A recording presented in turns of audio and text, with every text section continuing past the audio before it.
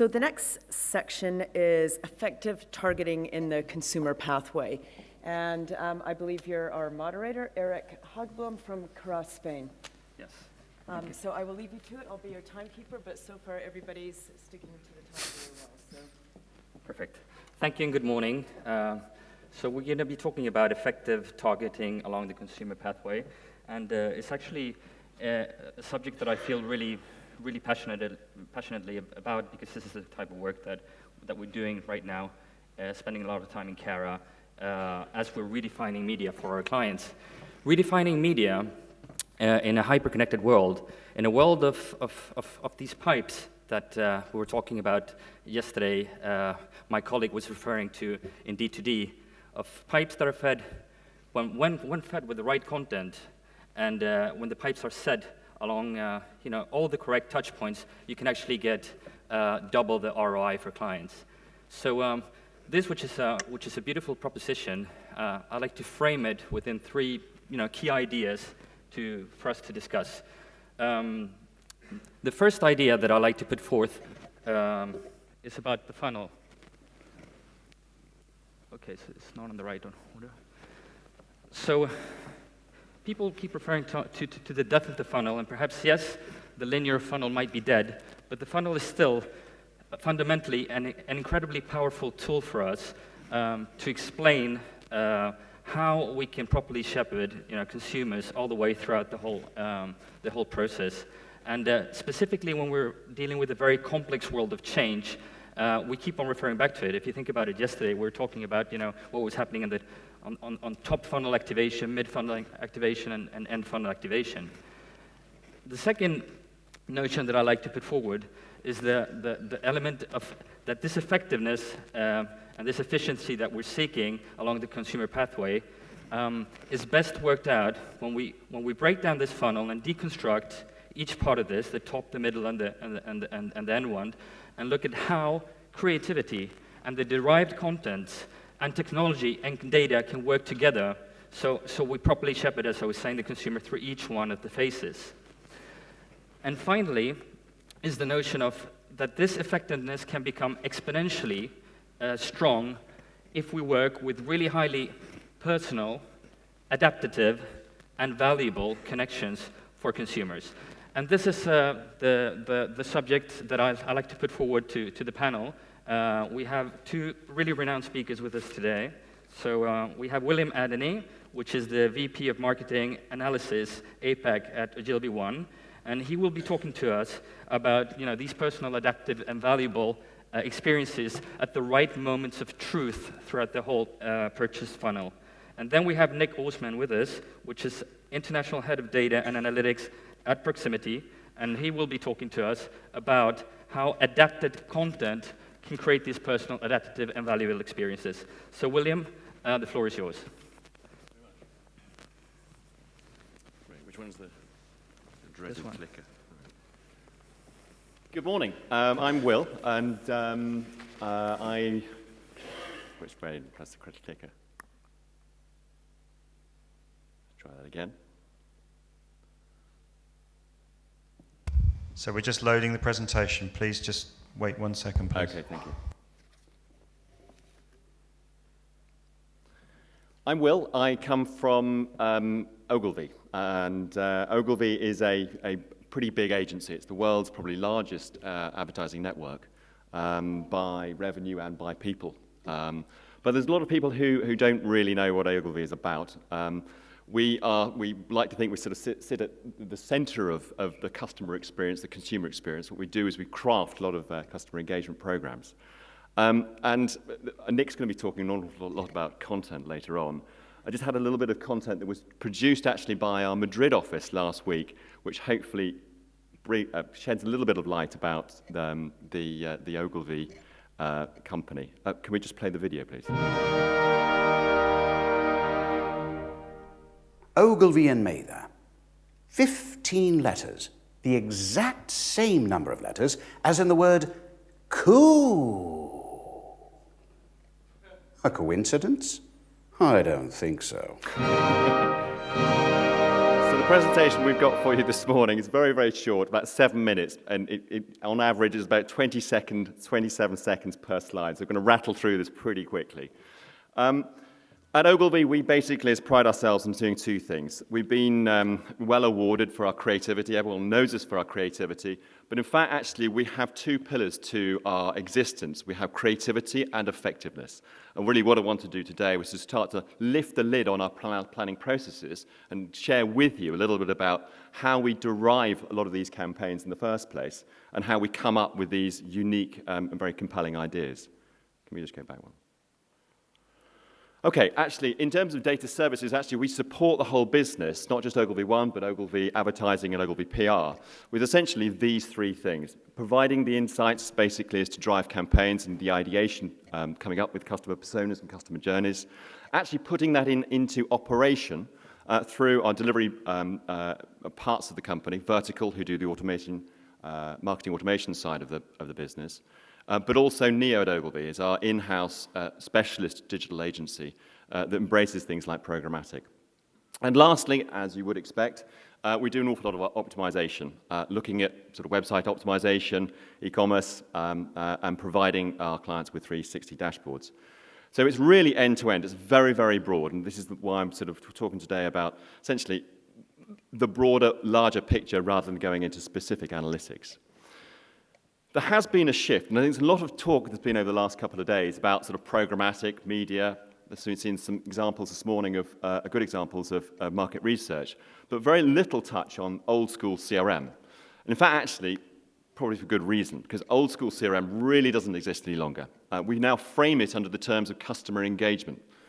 The customer is always on. We're living in a world that's very dynamic. So we don't think of these in terms of platform, campaigns, but we think of these in terms of platforms. It's no longer personalized communication. We think of this as personal communication. It's not push communication, but always live and fluid and liquid and linked, as we start to say. It's dynamic. And it's no longer multi-channel. We think of this as omni-channel. Because in fact, actually, all of the customer touch points that we're able to affect are all around us every day. So it's not just the use of email marketing and digital advertising, it's every single touch point. All right, what I wanted to do is basically share with you 5 key sort of points that I think that really craft our thinking behind how we now embrace better and more effective consumer targeting. Touched on that already, basically customer journeys replacing campaigns, offline to online, and the effect of mobile, the rise of advocacy, what we call open and closed graph data, and lastly, the new influence of programmatic buying. I'm going to do this by basically showing you some just actual live examples of some of the work that we're doing on. And to do that, actually, I want to share with you essentially the planning processes that we employ in order to craft campaigns. We start by basically defining customer personas. And once we've basically defined an audience and how they behave, their attitudes and the purchase behaviors, we then look at the customer journeys. And I know this isn't unique to Ogilvy. Proximity do something very, very similar, as do many other agencies.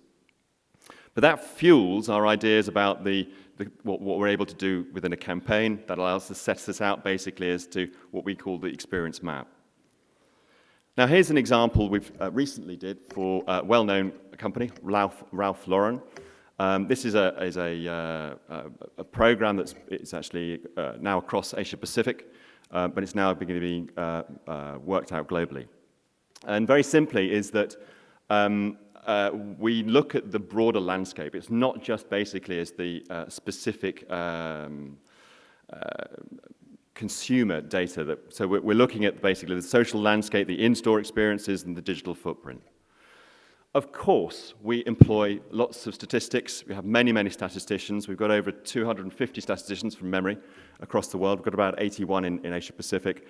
And we craft basically using things like k-means, cluster analysis, recency, frequency, and monetary value segmentation, and market basket analysis to basically define these customer personas. And for Ralph Lauren, we came up with 6 specific personas. And from these, we'll be able to focus on basically is the crafting really in-depth understanding of all of these consumers. Now, this isn't just quantitative information, but it's the qualitative information that gives us the edge. It's the qualitative information that allows us to get under the skin of the consumer and actually craft experiences with them in mind. And when we're doing that, when we're mapping that across the customer journey, we also look at the total customer value, the total customer value delivered at each and every moment of truth. And we call these moments of truth, these are the inflection points throughout the customer journey where there's a messaging opportunity for us to basically to exploit. And we look at that in terms of the transactional value, but also we look at that in terms of the network value, the absolute influence of their collaboration and their co-creation. Okay, now we're all familiar, and this is one of my boss's favorite slides, and it basically is the influence of online research to buy offline and vice versa. And it's prevalent across Asia, as it is across the rest of the world these days. And here's another example of La Prairie. La Prairie is a very high upmarket cosmetics brand. Sort of a pot of the skin cream costs up to $10,000 per pot, which you can imagine somebody buying that, you want to keep them very close to you. Here's the similar example of their customer journey. But significantly, what we're able to do is start to actually understand that it's not just the digital experience that's important to them, but it's the in-store one as well. So we're basically as to crafting and providing tools to the in-store beauty staff and advisors to basically is to recognize people by their value and the things that really matter to them, yeah, in a quantitative and qualitative way. So that gives you some idea of basically is that how we start to craft ideas and how we start to put those ideas into action. But let's not forget the impact of social engagement. Now, this is actually a study that I did a couple of years ago now. We took a big slug of data from Millward Brown and looked at basically is the influence of brands engaging with consumers on and offline. What we found, quite surprisingly, is there was a couple of things. First of all, is that if you engage with basically as advocates, the advocates' loyalty index or the loyalty score goes up by 33%. That's great, but actually when we started to dug into this slightly deeper, what we found is that when brands engage with people who aren't normally those people who are shouting from the rooftops about the brand, yeah, what would I call the silent majority, it increases their loyalty value by 300%. And it varies from market to around the world. Okay, in terms of closed graph data, I'm going to wrap up. In terms of things, we've got, we're now in the actually age of what we call contextual marketing. There are lots of examples. DTAC in Thailand, who are basically doing geo-targeting. So we know when you're going into your home, we know when to provide dynamic offers, exactly the price point at which you will basically take up an offer.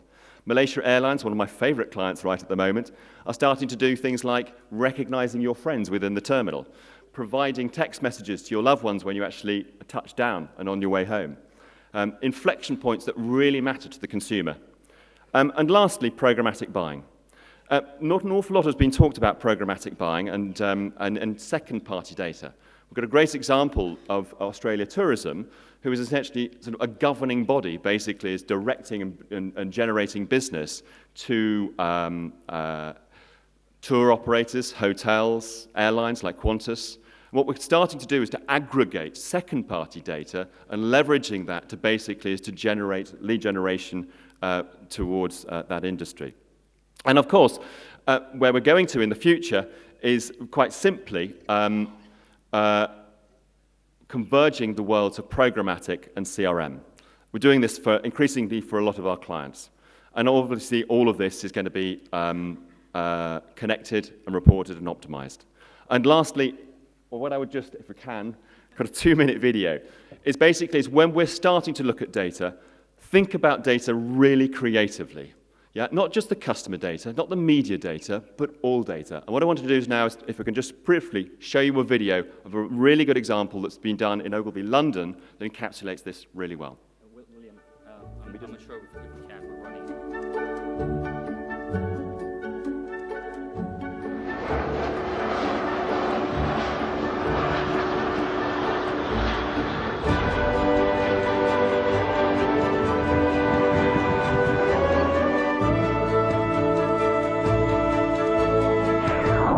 What the public saw as magic was actually a carefully orchestrated feat of technology. We mounted an ADS-B antenna on the roof of a nearby building to read live data directly from each aircraft's transponder within 200 kilometers. All aircraft emit radio waves containing their speed, altitude, GPS location, and a call sign. Our antenna was connected to a PC with a custom-built application, which identified the British Airways planes, and sent the data to our cloud server that controlled the billboards. We created a virtual trigger zone in the sky that acted like a tripwire, so that when a BA plane entered our trigger zone, within 0.2 seconds we'd cross-reference the registration number with flight data from Heathrow to determine the destination. Cloud altitude data told us if the plane could be seen, and if it could, the information was sent to our billboard, interrupting the current content and playing our ad.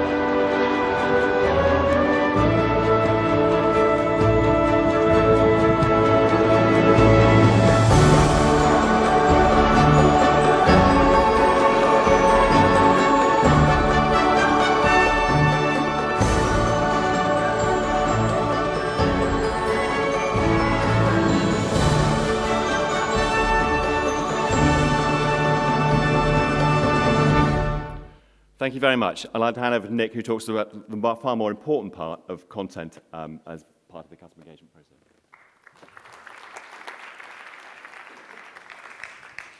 Thanks, Will. What a fantastic campaign that was. I mean, it's a great example of kind of all the good stuff around using data in a really intelligent way around creativity.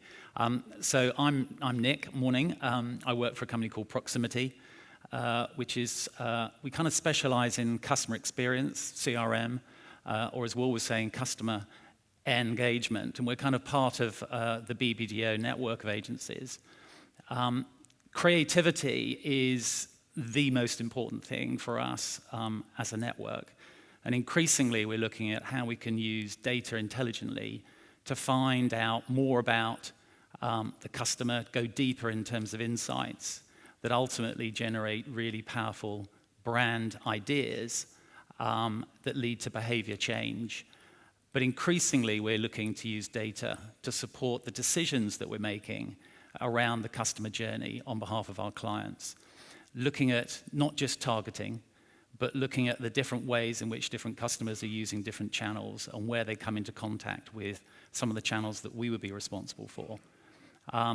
But importantly, data that's going to drive decisions we make around customer experience, and importantly, content.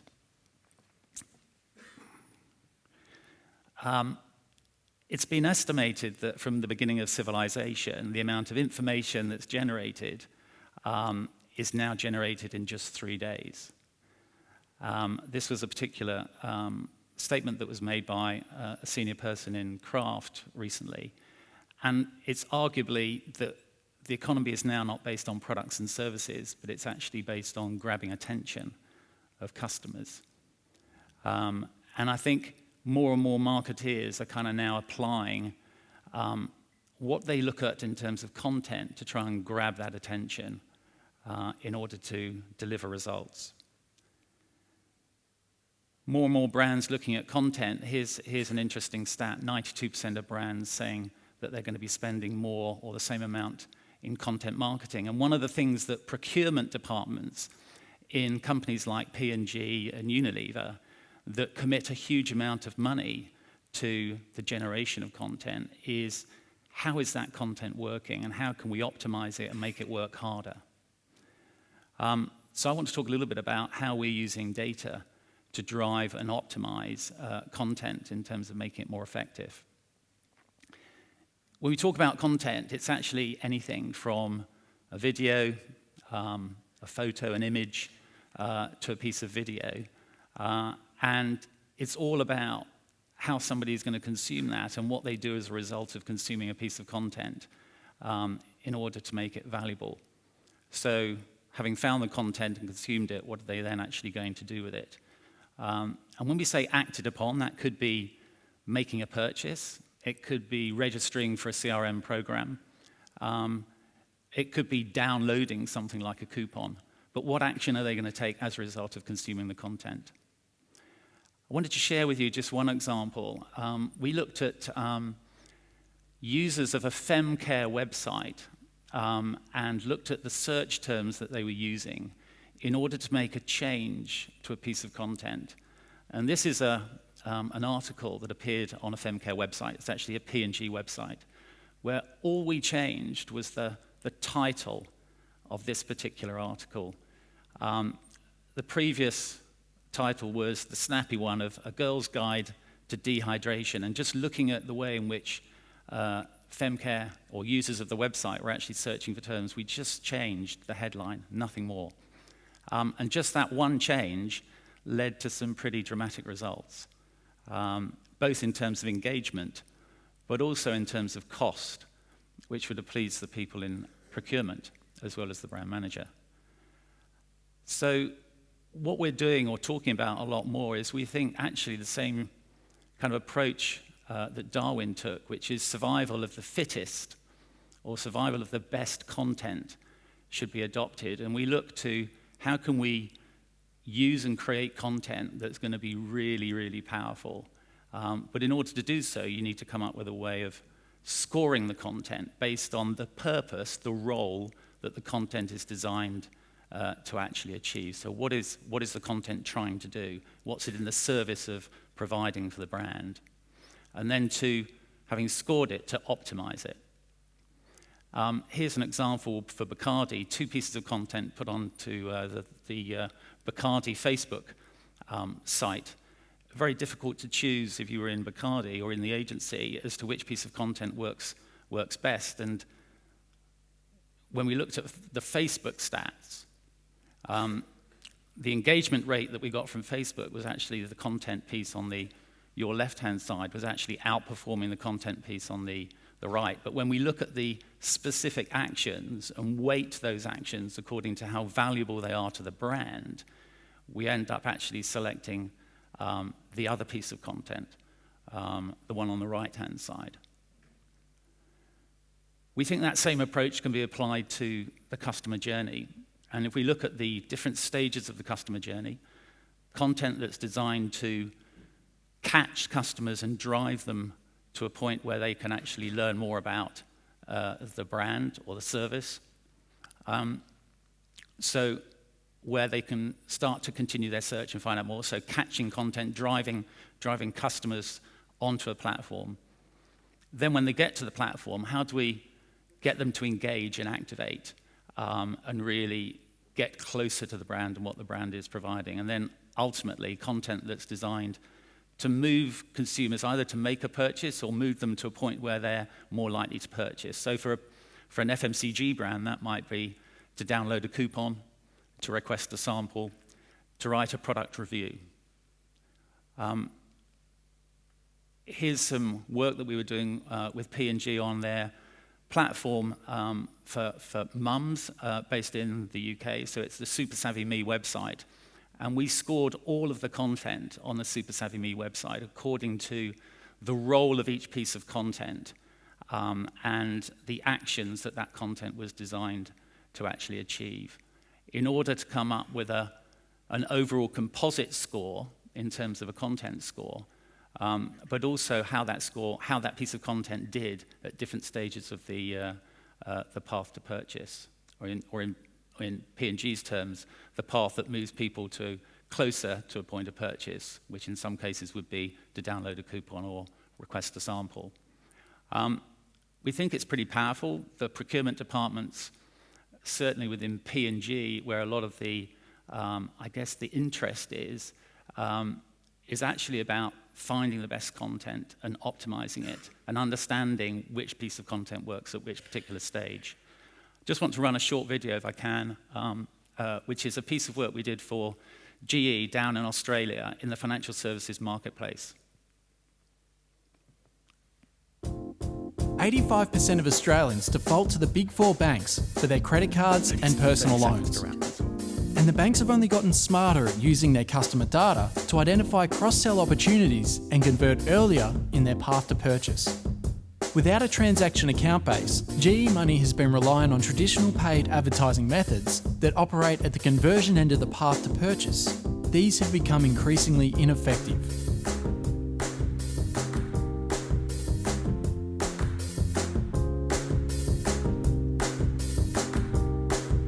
Introducing Art of Money, an inspiring lifestyle-led financial content marketing platform tasked to engage and influence prospects earlier in their path to purchase and influence their behaviour before they realise they have a need. By focusing on key spending categories such as travel, car, home or life, our content catches people still in the dreaming and investigating phases of big ticket purchases. As they engage with our content, we dynamically advance them into understanding our product portfolio and ultimately into purchase. And if they leave before purchase, as we fully expect them to, our data models predict their next best product, time of likely purchase, their credit rating, and we retarget them across digital media. Where we have captured their email, we send a personalised content feed to their inbox. As more and more prospects interact with our content, our data models become further and further refined. In addition to lifestyle-led financial content, utilities such as Money IQ are used to drive traffic spikes and increase our prospect pool. Money IQ challenges Australians to measure their financial intelligence and in doing so, provides us information on product needs and attitudes to money. This is used to frame product messaging and personalised content recommendations. In the first 2 weeks, Art of Money built a prospect pool of 39,007 people who viewed an average of 6 pages per session. By positioning GE earlier in the path to purchase, we can beat the big banks at their own big data game and cost-effectively grow our share of market. This is Art of Money, powered by GE. I'm just going to finish now, and it is the last slide. 3 things that we're doing with clients.